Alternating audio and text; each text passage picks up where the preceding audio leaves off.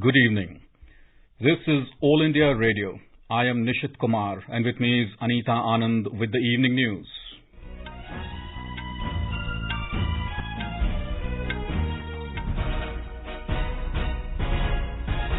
The headlines. Finance Minister Nirmala Sitharaman launches the National Monetization Pipeline, estimates aggregate monetization potential of 6 lakh crore rupees through central core assets. Government to brief floor leaders of all political parties on situation in Afghanistan on Thursday. Nearly 600 people evacuated from Kabul so far. Over 58 crore COVID vaccine doses administered under vaccination drive in the country so far. Recovery rate stands at 97.63%. Indian Army clears way for promotion of 5 women officers to colonel rank post completion of 26 years of reckonable service. A delegation of 11 parties led by Bihar Chief Minister meets Prime Minister Narendra Modi over the issue of caste-based census. Former Uttar Pradesh Chief Minister Kalyan Singh laid to rest with full state honours on the bank of Ganga in Narora.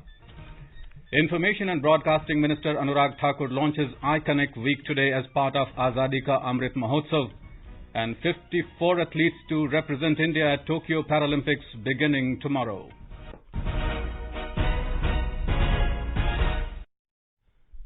As the nationwide free COVID-19 vaccination campaign at government facilities for those above 18 years is going on, we advise our young listeners to get vaccinated and also help others get vaccinated. We also advise our listeners not to lower their guard as COVID-19 remains a threat to our health. Please stay at home unless it is essential to go out and continue to follow these 3 simple steps. Wear a face mask, maintain 2 gaz ki duri for social distancing and focus on hand and face hygiene. For any COVID-related information and guidance, contact national helpline numbers 011-2397-8046 and 1075. And now the news in detail. Union Minister for Finance and Corporate Affairs Nirmala Sitharaman launched the National Monetization Pipeline NMP this evening in New Delhi. NMP comprises a 4-year pipeline of the central government's brownfield infrastructure assets. National Monetization Pipeline estimates aggregate monetization potential of 6 lakh crore rupees through core assets of the central government over a 4-year period from 2022 to 2025. The estimated value corresponds to 14% of the proposed outlay for Centre and National Infrastructure Pipeline worth 43 lakh crore rupees launched in 2019. The NMP includes more than 12 line ministries and 20 asset classes. The sectors included are roads, ports, airports, railways, warehousing, gas and product pipeline, power generation and transmission, mining, telecom, stadium, hospitality and housing. Besides providing visibility to investors, NMP will also serve as a medium-term roadmap for the asset monetization initiative of the government. Speaking on the occasion, Ms. Sitharaman said, The National Monetization Pipeline is talking about brownfield assets where investment has already been made, where there is a completed asset which is either languishing or which is remaining not fully monetized or which is remaining underutilized. So by bringing in the private participation into this, you're going to be able to monetize it better, and with whatever resource that you're having obtained through the monetization, you're able to put in further investment into infrastructure building. The minister said this is necessary for creating employment opportunities, thereby enabling high economic growth and seamlessly integrating the rural and semi-urban areas for overall public welfare. Ms. Sitharaman said the ownership of the assets will remain with the government and there is a mandatory handback rule. Niti Aayog Vice Chairman Dr. Rajiv Kumar said the strategic objective of the asset monetization program is to unlock the value of investments in public sector assets by tapping private sector capital and efficiencies which can thereafter be leveraged for augmentation or greenfield infra creation. The government's commitment to maximize unlocking value creation from public sector assets, but also, and denotes the Honorable Prime Minister's commitment, infrastructure growth and economic growth in India will be private sector led, and that this government is committed to making greater opportunities available for the private sector participation, including in infrastructure. Dr. Kumar said the thrust on asset monetization emanates from the need to avail innovative financing mechanisms for capital asset creation so that the budgetary resources of the government can be deployed for the more emergent social sector and the economic stimulus priorities. Giving a presentation, Niti Aayog CEO Amitabh Kant said, asset monetization needs to be viewed as an overall paradigm shift in infrastructure operations, augmentation and maintenance to private sector efficiencies. He said the NMP document is a critical step towards making India's infrastructure truly world-class. Our implementation plan is that after the launch of NMP, the dashboard will also be ready. There are yearly targets over the next 4 years. There will be monthly review through the Empowered Committee, which is chaired by the Cabinet Secretary. NITI will be hand-holding for transactions. We have a real-time monitoring through dashboards, which will be fed in by the concerned ministries. As part of a multi-layer institutional mechanism for overall implementation and monitoring of the asset monetization program, an empowered core group of secretaries on asset monetization, CGAM, under the chairmanship of Cabinet Secretary has been constituted. NMP aims to provide a medium-term roadmap of the program for the public asset owners, along with visibility on potential assets to private sector. The NMP will serve as a roadmap for asset monetization of various brownfield infrastructure assets across sectors, including roads, railways, aviation, power, oil and gas, and warehousing. The government has planned a 6 trillion rupee pipeline of assets that can be monetized, which will include a range of assets put on the block for private sector participation. The government has also developed an asset monetization dashboard for monitoring real-time progress of the NMP. The portal has been prepared as the government tries to provide a one-stop shop to investors keen on taking over assets of the government departments and ministries. The policy think tank Niti Aayog has finalized the NMP of potential brownfield infrastructure assets that has been created for a 4-year period from the financial year 2021-22 to 2024-25. The government will brief the floor leaders of all political parties on the situation in Afghanistan on Thursday. In a tweet, External Affairs Minister Dr. S. Jaishankar said Prime Minister Narendra Modi has instructed that Ministry of External Affairs will brief the floor leaders. Parliamentary Affairs Minister Prahlad Joshi said floor leaders of political parties would be briefed by External Affairs Minister Dr. S. Jaishankar on the present situation in Afghanistan on the 26th of August at 11 a.m. in Parliament House Annex. He said invites are being sent through email and all concerned have been requested to attend. India has so far evacuated nearly 600 people from Kabul in Afghanistan after Taliban took over. India is carrying out the evacuation missions in coordination with the US and several other friendly countries. India is airlifting its nationals through Dushanbe in Tajikistan and Qatar. The External Affairs Ministry has urged all Indian nationals in Afghanistan requiring assistance to contact its Special Afghanistan Cell immediately. It has set up the Special Afghanistan Cell to coordinate repatriation and other requests from Afghanistan. The World Health Organization has said that more than 500 tons of medical supplies due to be delivered to Afghanistan this week are stuck because of Kabul airport restrictions. Aid agencies say it is critical that medical and food supplies reach some 300,000 people displaced in Afghanistan over the past 2 months amid advances by the Taliban that culminated in the capture of Kabul on the 15th of August. The Executive Director of the UN Children's Agency UNICEF, Henrietta Fore, said on Monday around 10 million children across Afghanistan need humanitarian assistance and that conditions are expected to deteriorate further.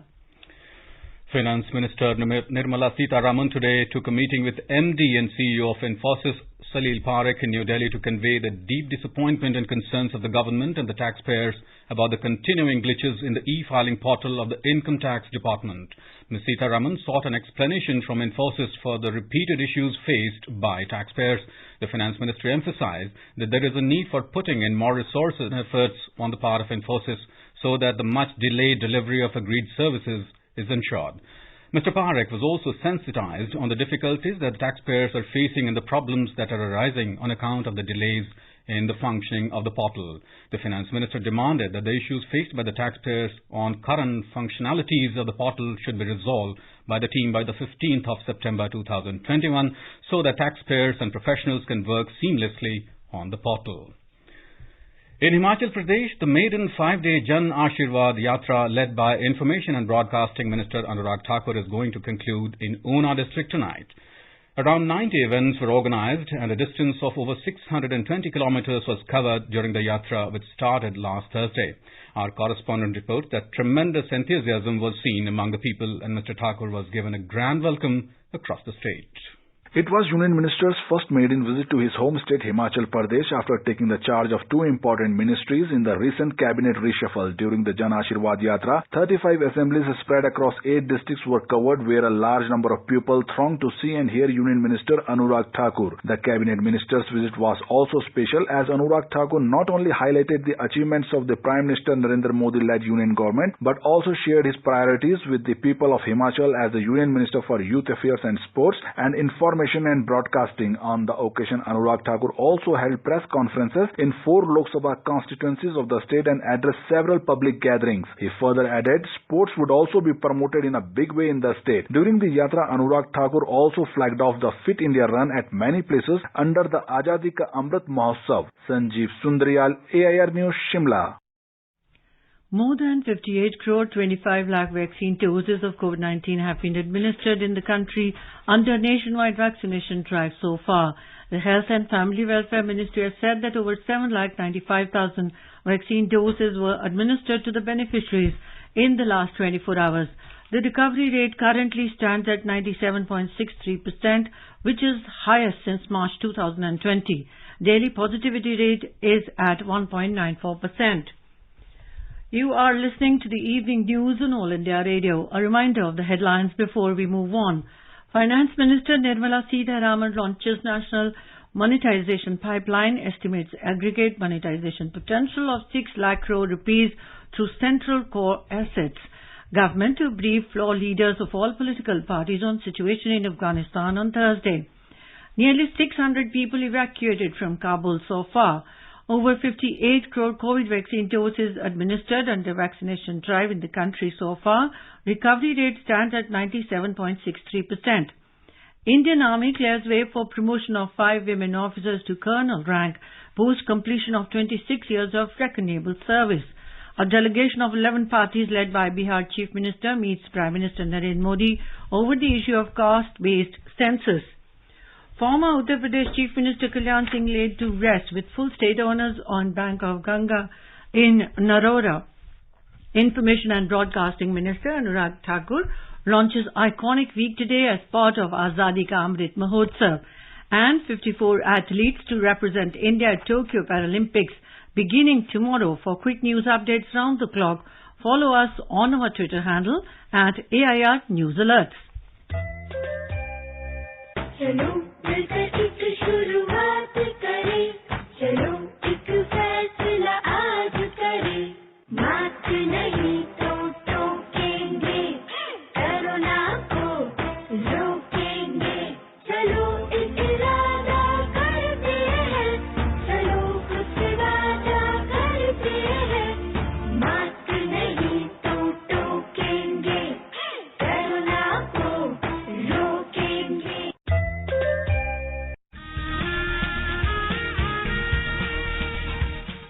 Bharat के स्वतंत्रता संग्राम में अनगिनत स्वतंत्रता सेनानियों ने अपने प्राणों की आहुति दी। कुछ इतिहास में अमर हो गए और कई गुमनाम। आजादी के अमृत महोत्सव के अंतर्गत 75 कड़ियों की श्रृंखला में हम उन वीरांगनाओं की बात करेंगे जिनका योगदान कभी भुलाया नहीं जा सकता। प्रत्येक मंगलवार परिक्रमा में सुनिए अपराजिता, देश की वीरांगनाओं को आकाशवाणी का सादर नमन।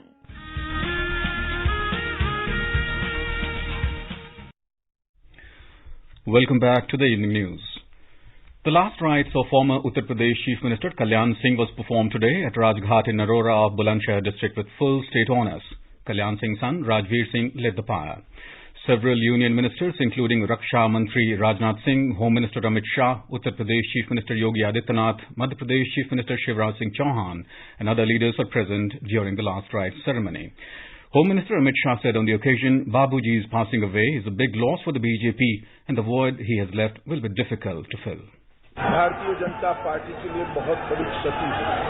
उनके जाने के साथ ही भारतीय जनता पार्टी ने अपना एक दिग्गज और हमेशा संघर्षरत रहने वाला नेता खोया। पूरा जीवन उत्तर प्रदेश के विकास को समर्पित रहा। उत्तर प्रदेश के गरीब लोगों को समर्पित रहा और उत्तर प्रदेश को देश का सबसे अच्छा प्रदेश बनाने के लिए वो कार्यरत रहा. Yesterday, many national leaders, including Prime Minister Narendra Modi, paid their last respects to former UP Chief Minister and Rajasthan Governor Kalyan Singh, who breathed his last on Saturday night in a Lucknow hospital after long illness. The UP government has declared holiday in the state as a mark of respect for the departed leader. The state government has announced that the road leading to Ram Janmabhoomi in Ayodhya will be named after Kalyan Singh. Besides Ayodhya, one road each in Lucknow, Prayagraj, Bulandshahr and Aligarh will also be named after him. The Indian Army has cleared the way for the promotion of 5 women officers to colonel time scale rank post completion of 26 years of reckonable service. The Defence Ministry said this is the first time that women officers serving with the Corps of Signals, Corps of Electronic and Mechanical Engineers and Corps of Engineers have been approved to the rank of colonel. Previously, promotion to the rank of colonel was only applicable for women officers in the Army Medical Corps, Judge Advocate General and the Army Education Corps. The minister said the widening of promotion avenues to more branches of the Indian Army is a sign of increasing career opportunities for women officers. A delegation of 11 parties led by Bihar Chief Minister Nitish Kumar today met Prime Minister Narendra Modi in New Delhi over the issue of caste-based census. Among those part of the delegation are RJD's Tejasvi Yadav, who is the leader of opposition in the Bihar Assembly, and BJP leader and State Minister Janak Ram. After meeting Prime Minister, Mr. Nitish Kumar said that Prime Minister heard the demand of the delegation. He said that the delegation briefed Mr. Modi on how resolutions have been passed twice in the State Assembly on caste census. Schedule caste, schedule tribe, OBC, EBC, minorities, हर तरह की बात हम लोगों ने रखी. वो एक एक चीज के बारे में सब बात हम लोगों ने कहा कि एक बार अगर ये हो जाएगा ना तो सब की स्थिति के बारे में जानकारी मिल जाएगी और उचित निर्णय लिया जा सकेगा, क्योंकि अभी जितनी संख्या उस हिसाब से किन्हीं को उसका लाभ नहीं मिल रहा है.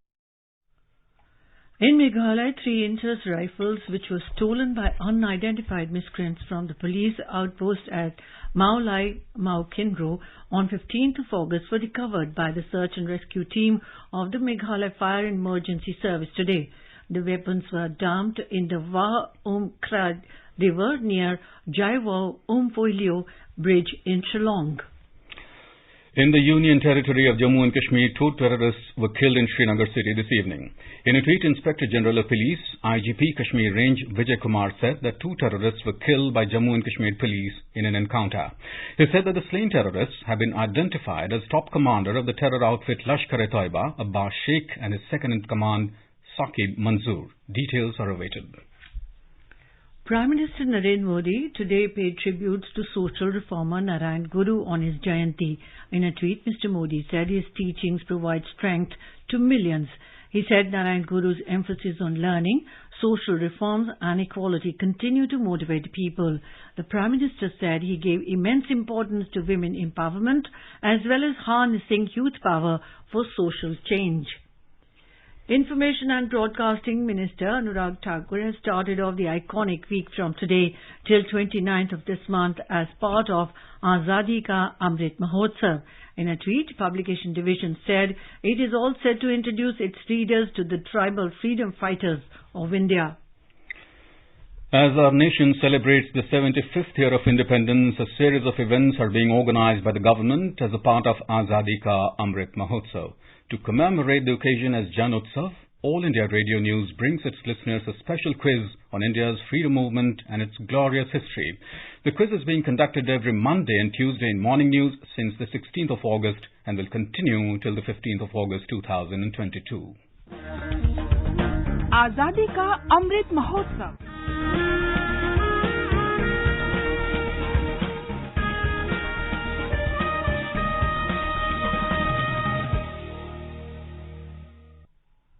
And coming to our third question of the Amrit Mahotsav quiz in English. Name the commission set up by the Britishers in 1920 to probe the Jallianwala Bagh massacre. We repeat the question.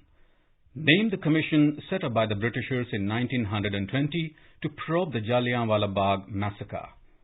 Listeners can send their responses to the question over email on amritmahotsav@gmail.com.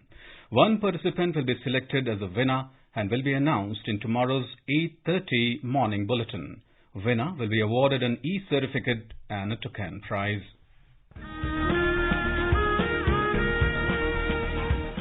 Azadi Ka Safar every day with All India Radio from Monday the 16th of August. As part of Azadi Ka Amrit Mahotsav, News Services Division of All India Radio brings to you the story of glorious struggle and sacrifices of freedom fighters on 100.1 FM Gold channel in the English news bulletins at 8:30 a.m., 2 p.m. and 8:30 p.m.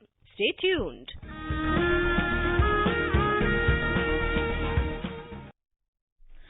And let's listen now to our special program, Azadi Ka Safar. आजादी का Amrit Mahotsav.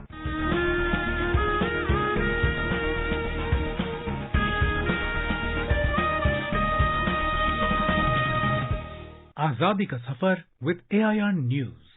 Birth of a Nation. India's glorious freedom struggle is one of the greatest struggles the modern world has ever witnessed. AIR News brings you a glimpse of the struggle every day. The day of 23rd August is important in the history of freedom movement because on this day in the year 1933, Mahatma Gandhi was released from Yerwada jail as his health deteriorated following a fast. In the beginning of August in 1933, Bapu declared his intention to offer individual satyagraha. The colonial government arrested Bapu in Ahmedabad and sent him to Sabarmati prison.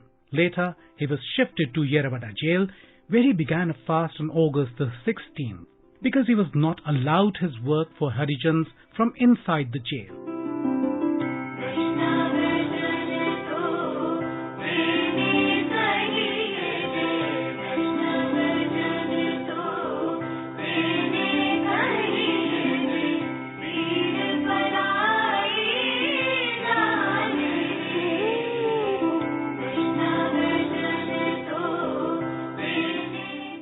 However, on August the 20th, he was admitted to a hospital, still a prisoner.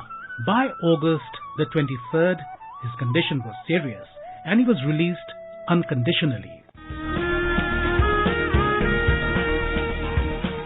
In today's episode, we also bring you the story of a great freedom fighter, Tanguturi Prakasham Pantulu, who is popularly called Andhra Kesari. It was today in 1872 that the famous freedom fighter was born in present-day Prakasham district in Andhra Pradesh. The district was named after him. He is known for his grit and valor against the British. In a famous incident, he stood before the police to shoot at him during the Simon Commission's visit to then Madras in 1928.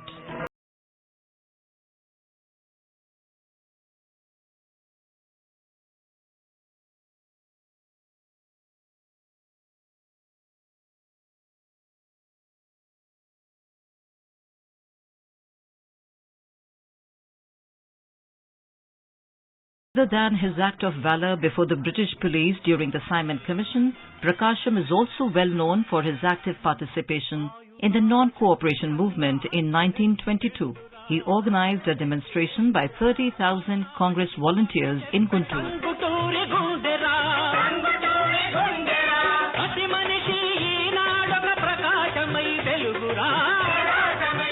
In 1942, when the call for Quit India was given by Mahatma Gandhi during the Bombay session of the Congress, demanding an end to the British rule in India, Prakasham was one of the active participants.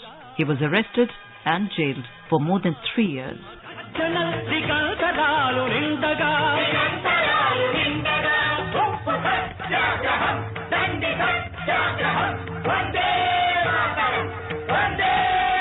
During the freedom movement, Prakasham also founded the Swarajya magazine and spread nationalistic sentiments across the country.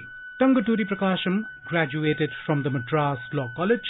After practicing as a lawyer for 14 years, he went to England and completed the barrister's course to qualify as a lawyer in the Madras High Court. He met Gandhiji for the first time on a ship to London. He was fascinated by Gandhiji's idea for the freedom struggle. He served as State Congress President 4 times before the independence. He also served as the Chief Minister of the state of Madras and Andhra. His administrative abilities were reflected in his important decisions in manifold areas of statecraft. The Zamindari Abolition Report, prepared by him for Madras province, became the precursor of the Government of India's efforts to abolish the system in the country. On May the 20th, 1957, the country lost one of its greatest sons and freedom fighters. India is forever indebted to the selfless service of these great men who fought for the independence of the country. That brings us to the end of this episode of Azadi Ka Safar with AIR News. See you in next episode tomorrow.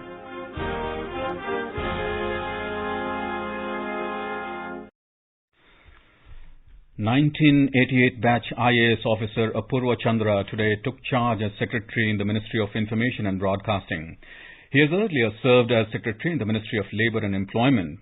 A civil engineer by education, Mr. Chandra obtained his bachelor's degree in civil engineering and master's in structural engineering from IIT Delhi. In news just in, Prime Minister Narendra Modi spoke to German Chancellor Angela Merkel this evening and discussed bilateral, multilateral and regional issues, including recent developments in Afghanistan.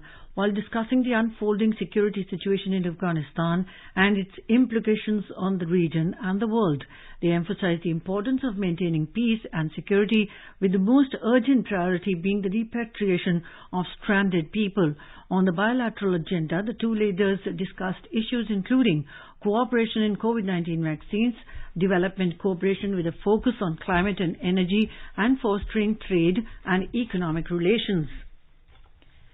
Tokyo 2020 Paralympic Games are all set to begin tomorrow, with the opening ceremony set to kick off the event in style. The main concept for the opening ceremony is "We Have Wings."